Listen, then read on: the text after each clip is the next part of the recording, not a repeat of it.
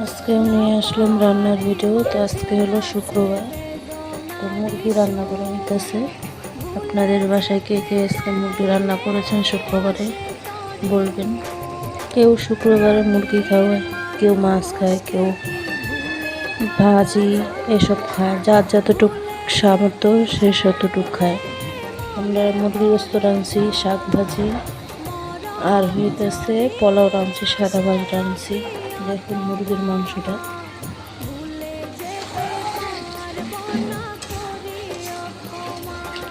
এটা হইতেছে কক মুরগি।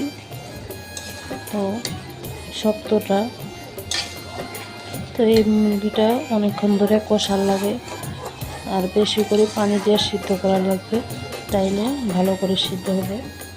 তখন